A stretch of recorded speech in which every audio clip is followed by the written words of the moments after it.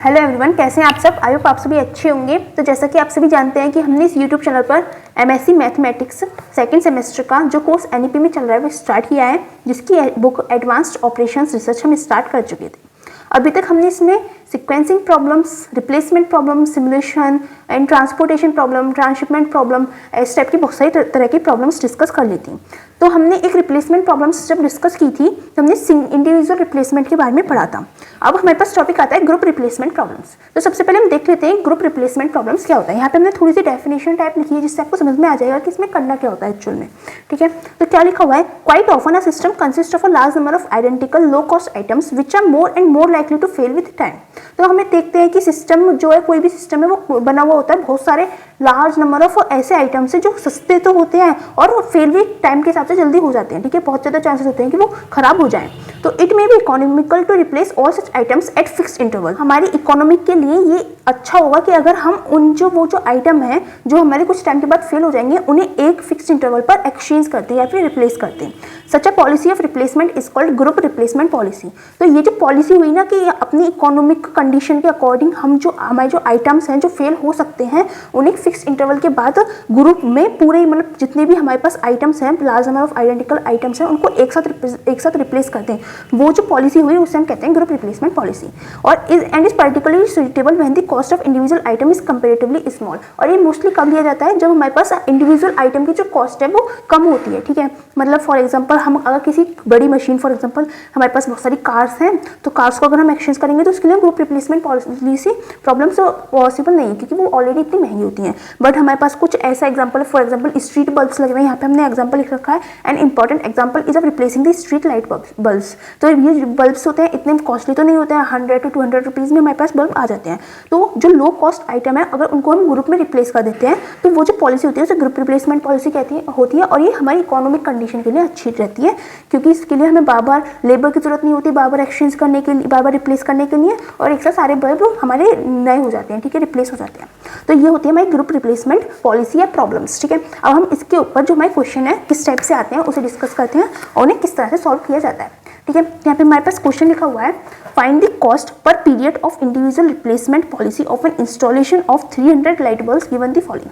ठीक है, हमें कॉस्ट फाइंड करनी है इंडिविजुअल रिप्लेसमेंट पॉलिसी के अंडर में, मतलब हर एक, और हमारे पास 300 लाइट बल्ब्स हैं तो 300 लाइट बल्ब्स को हमें रिप्लेस करना है इंडिविजुअल रिप्लेसमेंट पर, है ना, और हमें कॉस्ट फाइंड करनी है पर पीरियड। ठीक है, हमारे पास क्या क्या दे रखा है, cost of replacing an individual bulb is ₹2।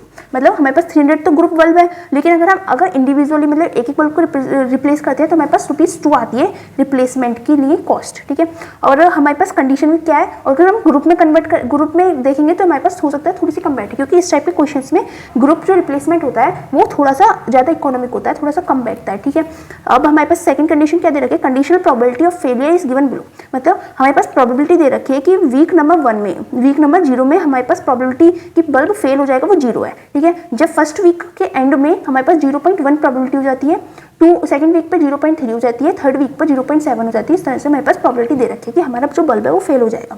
ठीक है, अब हमें क्या देखा है, also calculated number of light bulbs that would fail during each of the 4 weeks. और हमें ये बताना है कि हर एक वीक के एंड में कितने लाइट बल्ब्स खराब हो सकते हैं, कितने फेल हो सकते हैं। ठीक है, तो मतलब यहाँ पे हमें ग्रुप में बात करी गई है, लेकिन पूछवाया है हमसे इंटरवल के लिए, मतलब इंडिविजुअल के लिए है। ठीक है, इंडिविजुअल बल्ब पर हमारी जो कॉस्ट है वो कितनी पड़ेगी, देख लेते हैं कि इस टाइप के क्वेश्चन को हमें कैसे सॉल्व करना है।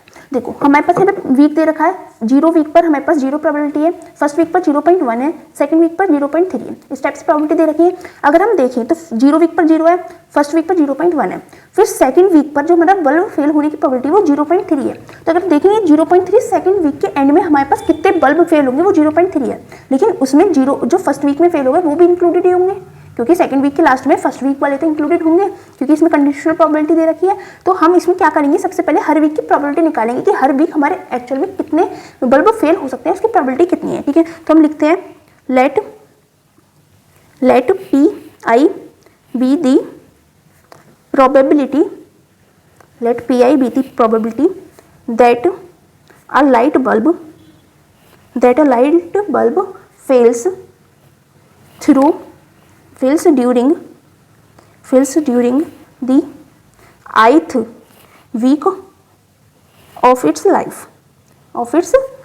मतलब हमने इसमें क्या लिखा है, हमने लिखा है कि हमारे पास प्रोबेबिलिटी हम पी आई मान लेते हैं किसी भी ith वीक के लिए। मतलब अगर 0 वीक के लिए मांग रहे हैं तो P0 आ जाएगी, P1 फर्स्ट वीक के लिए मांग रहे हैं तो P1 हो जाएगी, सेकंड वीक के लिए P2 हो जाएगी। हमने प्रोबेबिलिटी का नाम PI दे दिया है फॉर द ith वीक। ठीक है, अब हम सबके लिए प्रोबेबिलिटी कैलकुलेट करेंगे।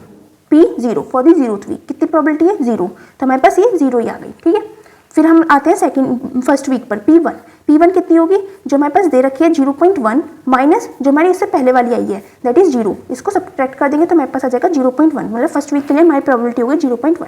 फिर हम P2 के लिए देखते हैं, फिर P2 के लिए हमें कितनी दे रखी है 0.2 में से इससे पहले की जितनी भी प्रोबेबिलिटीज है उन्हें माइनस कर दीजिए, तो कितना आ जाएगा 0.1 माइनस 0, दैट इज हमारे पास कितनी आ गई 0.2 प्रोबेबिलिटी आ गई सेकंड वीक के लिए। ठीक है, इसी तरह से हम और वीक्स के लिए भी कैलकुलेट कर सकते हैं।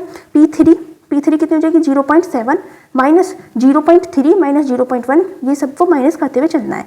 0.3 माइनस 0.1 माइनस 0, हमारे पास कितनी हो जाएगी ये 0.4। ठीक है, उसके बाद हम देखें स्टूडेंट्स, यहाँ पे हमने 0.3 करी है, तो 0.3 करने के लिए इससे हमें क्या मिला कि हमने इससे पहले की तो सारी सब्ट्रैक्ट कर दी, तो इसका मतलब हमें इससे आगे कैलकुलेट करने की जरूरत नहीं थी, तो हमारे यहाँ पे आगे 0.4। ऐसे ही यहाँ पे इससे पहले की कैलकुलेट करने की जरूरत नहीं थी, जस्ट इससे पहले वाले सब्ट्रैक्ट कर देंगे वही इनफ होगा। और अगर हमें सभी को लेना है तो हम क्या लिखेंगे 0.7 माइनस 0.2 माइनस 0.1, इस तरह से हमारी सबकी सब्ट्रैक्ट होंगी। ठीक है, हमने तो यहाँ पे कम्यूटेटिव प्रोबेबिलिटी लिया है ना कि फर्स्ट वीक की ये भी इंक्लूडेड है और ये भी इंक्लूडेड है, ऐसे सेकंड की ये भी इंक्लूडेड है, ये भी इंक्लूडेड है, ये भी इंक्लूडेड है, इसलिए हमें सिर्फ इसकी ही सब्ट्रैक्ट करना है। ठीक है, अब हम P4 कैलकुलेट करें, P4 क्या आ जाएगा हमारे पास 1 माइनस 0.7, तो हमारे पास आ गई 0.3। ठीक है, हमारे पास सभी चारों वीक की प्रोबेबिलिटीज आ गई हैं, तो बस हम इसे कैलकुलेट हो गई।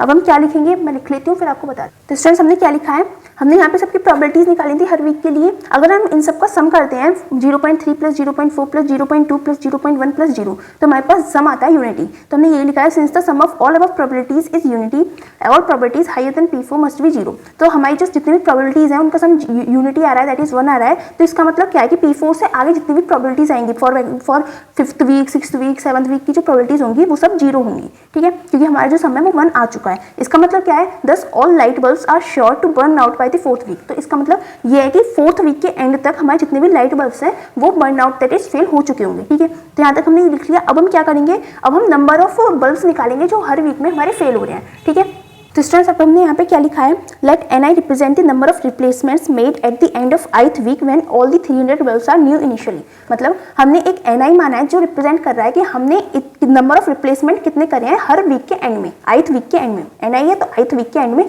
कितने बल्ब्स हमने रिप्लेस करे हैं। जब हमने 300 बल्ब्स को न्यू लगाया था, मतलब हमारे पास स्टार्टिंग में जो 300 बल्ब्स हैं वो न्यू है। ठीक है, तो हमारे पास क्या आएगा, अगर हम स्टार्टिंग करते हैं 0th वीक से। ठीक है, तो 0th वीक के लिए हमारे पास आ जाएगी N0 पर हमारे कितने बल्ब्स न्यू होंगे, ऑब्वियसली हमने स्टार्टिंग ही तो करी है तो वहाँ पे तो हमारे सारे बल्ब्स न्यू ही होने वाले हैं, तो ये हो जाएंगे 300 बल्ब्स न्यू हैं। ठीक है, कितने रिप्लेसमेंट हुए हैं, हमने 300 के 300 न्यू लिए हैं तो 300 ही हमारे रिप्लेस हुए हैं। ठीक है, अब हम फर्स्ट वीक के लिए आते हैं N1। अब इसका फॉर्मूला देख लीजिए, फॉर्मूला किस तरह से निकालना है। देखो number of replacements made in first week किस तरह से होगा, N0 इंटू P1। ठीक है, हम इससे पहले वाले की मल्टीप्लाई करेंगे P1 से, प्रोबेबिलिटी ऑफ फर्स्ट वीक। ठीक है, इसके आगे के भी फॉर्मूले को एक पैटर्न फॉलो कर रहे हैं, उसे आप ध्यान से देखिएगा आपको पता चल जाएगा। ठीक है, आप क्या करेंगे, N0 कितने हैं हमारे पास 300 और हमने P1 यहाँ पे कैलकुलेट किया था। P1 कितना है हमारे पास 0.1, तो इस 0.1 की इसमें मल्टीप्लाई कर देंगे, 300 मल्टीप्लाई 0.1 हमारे पास वैल्यू कितनी आ जाएगी 30। मतलब फर्स्ट वीक के एंड में हमें number of replacement of bulbs कितनी करनी है 30 बल्ब्स की। ठीक है, अब ऐसे ही हम सेकंड वीक के लिए देख लेते हैं। सेकंड वीक के लिए हमारे पास फॉर्मूला क्या होगा, N0 की मल्टीप्लाई करेंगे हम P2 में, प्लस फिर N0 को एक एक्स्ट्रा कर देंगे N1, मतलब N0 में एक बढ़ा देंगे N1, इसकी मल्टीप्लाई करेंगे P2 में एक कम करके, दैट इज P1 में। आई होप आपको समझ में आ गया होगा। हमने सबसे पहले सबसे स्टार्टिंग का लेना है, प्रोबेबिलिटी सबसे एंड की लेनी है, प्लस करना है जो नंबर ऑफ रिप्लेसमेंट वाला है उसमें एक ऐड कर देना है और प्रोबेबिलिटी में एक सब्ट्रैक्ट कर देना है। ठीक है, इस तरह से हमारा फॉर्मूला आगे कंटिन्यू होगा। अब इसमें हम वैल्यू पुट करेंगे, N0 हमारे पास 300 है, प्रोबेबिलिटी दैट इज P2 कितनी है हमारे पास, P2 है हमारे पास 0.2। ठीक है, तो हम यहाँ पे 0.2 की मल्टीप्लाई कर देंगे, इधर मल्टीप्लाइड बाय 0.2 प्लस N1 कितना है हमारे पास, N1 आया हमारे पास 30, मल्टीप्लाई कर देंगे P1 कितना है, P1 यहाँ पे लिखा है हमने 0.1। ठीक है, इन्हें सब सॉल्व करेंगे तो हमारे पास आ जाएंगे 63 बल्ब्स। ठीक है, मतलब सेकंड वीक के एंड में हमें 63 बल्ब्स रिप्लेस करने हैं। ठीक है, अब number of replacement in third week निकालेंगे, सेम फॉर्मूला चलेगा। सबसे पहले N0 की P3 में, N3 है तो P3 में मल्टीप्लाई, प्लस अब इसमें एक ऐड कर दो और इसमें एक सब्ट्रैक्ट कर दो, P2 N1 P2 plus N2 इसमें ऐड कर दो और इसमें एक सब्ट्रैक्ट कर दो P1, ठीक है। इस तरह से हो गया। अब इसमें बस यहीं तक लेना है हमें, P जो ले जाना है वो P1 तक लेके जाना है, ठीक है। यहाँ पे भी हम P1 तक लेकर गए थे, यहाँ पे भी हम P1 तक लेकर गए थे।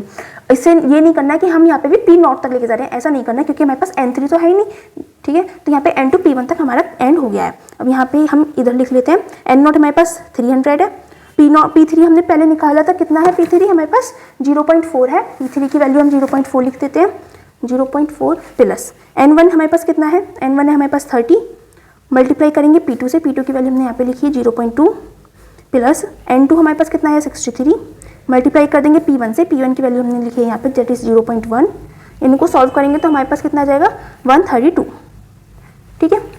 मतलब number of replacement of bulbs कितने हुए 132 हुए at the end of 3rd week, ठीक है। अब 4th वीक तक निकालना है, मतलब हमें बस सब लास्ट और निकालना है N4 का फॉर्मूला N0 P4 प्लस, अब इसमें ऐड कर दो 1 और इसमें सब्ट्रैक्ट कर दो 1 P3 प्लस, इसमें अब ऐड कर दो 1 N2 और इसमें एक सब्ट्रैक्ट कर दो P2, ठीक है। प्लस हमें P1 तक लेके जाना है, N2 में एक ऐड कर दो N3 और P2 में एक सब्ट्रैक्ट कर दो P1, ठीक है। ये हमारा लास्ट टर्म हो गई। अब इन सबकी वैल्यूज पुट करो। N0 हमारे पास कितना है 300, मल्टीप्लाई करेंगे P4 से, P4 कितना है हमारे पास 0.3, ठीक है। यहाँ पे लिख देंगे मल्टीप्लाइड बाय 0.3 प्लस N1 हमारे पास कितना है, N1 है 30, मल्टीप्लाइड बाय P3 हमने लिखा है यहाँ पे 0.4 प्लस अब N2 कितना है हमारे पास, N2 की वैल्यू ये रही 63, मल्टीप्लाई P2 कहाँ है, P2 हमने ये लिखा 0.2 प्लस N3 हमारे पास कितने हैं 132 और P1 कितना है, P1 हमने लिखा है यहाँ पर ये रहा 0.1, ठीक है। अगर हम जब हम इनको कैलकुलेट करेंगे तो हमारे पास वैल्यू आती है 128, मतलब हमारे पास अब 3rd वीक में नंबर ऑफ रिप्लेसमेंट इंक्रीज हुए थे, फिर 4th वीक में हमारे पास कम हो गए 128, ठीक है। हमने ये सब देखा। अब हम क्या लिखेंगे, so number of light bulbs failing during week, जो हमने ऊपर कैलकुलेशन करी है बस उन्हें एक लैंग्वेज में लिख देंगे, वीक 1, 2, 3 एंड 4 आर हमारे पास कितने हैं, हमने लिखा है number of bulbs failing during week 1st, 2nd, 3rd, 4th, कितने बल्ब्स फेल हो रहे हैं। 1st वीक में हमारे 30 बल्ब्स फेल हुए थे, 2nd वीक में हमारे पास 63 फेल हुए थे, 3rd वीक में हमारे पास 132 फेल हुए थे एंड 4th वीक में हमारे पास 128 फेल हुए हैं, और हमको इन सबको रेस्पेक्टिवली दिखाना है, that is respectively. I hope आपको पता तो होगा रेस्पेक्टिवली का मतलब क्या होता है, मतलब 1st वीक के लिए 30 है, 2nd के लिए 63 है, 3rd के लिए 132 है, 4th के लिए 128 है, ठीक है। ओके, उसके बाद हम क्या लिखेंगे, अब हम लिखेंगे 10 we find that the number of bulbs failing each week increases till third week and then decreases during the 4th week। हमने जब भी आपको बताया था ड्यूरिंग दी 4th वीक, हमने आपको बताया था कि 3rd वीक तो हमारे इंक्रीज हो रहे हैं 30, 63, 122, फिर 4th वीक में हमारे कम हो गए 128, तो हमने यही बस एक लैंग्वेज में लिख दिया है। तो अब हम क्या निकालेंगे, अब हम निकालेंगे average life of light bulb. एक बल्ब है हमारे पास, उसकी एवरेज लाइफ कितनी होगी अप्रॉक्सली, कोई हमारा 1st वीक में ही एंड हो रहा है, कोई 2nd वीक में हो रहा है, कोई 3rd वीक में हो रहा है। तो उसको कैलकुलेट करने के लिए हम किस तरह से कैलकुलेट करेंगे, इसका कैलकुलेट करने का फॉर्मूला क्या होता है हमारे पास, समीशन लेके चलेंगे IPI, और आई हमारा कहाँ से लेके आ रहा है 1st वीक से, और लास्ट वीक हमारे पास कितना था 4th वीक, ठीक है। तो अगर हम इसको कैलकुलेट कर लेंगे, उसे डिवाइड कर देंगे, तो अभी इसे कैलकुलेट करेंगे, उसके बाद हमारे पास वैल्यू आएगी क्या है।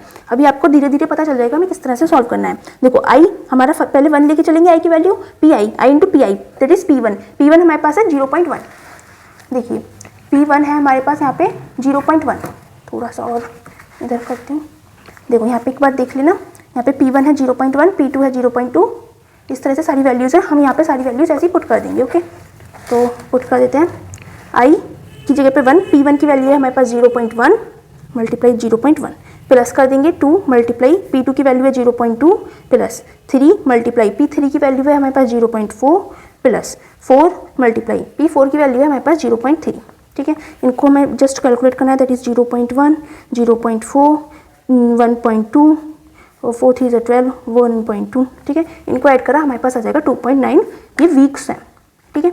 हमने average life of light bulb निकाली है, किसमें निकलेगी वो, ऑब्वियसली हम वीक वाइज कैलकुलेट करें तो ये 2.9 वीक चलेगी, मतलब एक bulb on an average 2.9 week that is 3 week तक चल रहा है। ठीक है, तो अब हम निकालेंगे कि हर वीक कितने बल्ब्स फेल हो रहे हैं एवरेज। ठीक है, तो किस तरह से निकालेंगे, average number of failures per week equals to, total हमारे पास कितने बल्ब थे 300, और एक बल्ब की एवरेज लाइफ कितनी है 2.9, इनको डिवाइड कर देंगे, हमारे पास कितना आ जाएगा, अप्रॉक्स में 103 अप्रॉक्स आ जाएगा, पॉइंट में आएगा तो हम राउंड ऑफ करके अप्रॉक्स में लिख देते हैं 103। तो हम क्या लिख सकते हैं, हम पता चल गया कि हर वीक हमारे इतने बल्ब फेल हो रहे हैं। अब हमसे क्वेश्चन पूछा था कि कॉस्ट बतानी है इंडिविजुअल बल्ब की जो हम रिप्लेस कर रहे हैं, मतलब हमारे पास टोटल कितने रिप्लेसमेंट होंगे बीच में ही, तो हम लिख देते हैं so cost of individual replacement of bulbs. ठीक है, इन कॉस्ट कितनी होगी इंडिविजुअल रिप्लेसमेंट ऑफ बल्ब्स की, देखो एक बल्ब को कॉस्ट हमारे पास कितनी आ रही है, एक बल्ब की कॉस्ट है हमारे पास, cost of replacing an individual bulb is ₹2। ठीक है, तो हम इस 2 की वैल्यू पुट करेंगे, यहाँ पर पुट कर देंगे अपनी 2 की वैल्यू, एक मिनट। ठीक है, 2 मल्टीप्लाई, हमारे पास टोटल कितने बल्ब्स फेल हुए हैं हर वीक 103। ठीक है, तो हमारे हर वीक इतनी कॉस्ट लगेगी बल्ब्स को रिप्लेस करने के लिए, दैट इज कितनी हो जाएगी 3 2 6 2 1 2, इतने जो रुपीज़ हैं इतनी हमारी कॉस्ट आएगी, और इस तरह से हमारी जो क्वेश्चन है कंप्लीट हो गया। यहाँ पे हमसे तो पूछा था also calculate the number of light bulbs that would fail during each of the 4 weeks, हर वीक में हमारे कितने नंबर ऑफ बल्ब्स फेल हो रहे हैं, 0 वीक में 300, फर्स्ट में इतने, सेकंड में इतने, थर्ड में इतने, फोर्थ में इतने।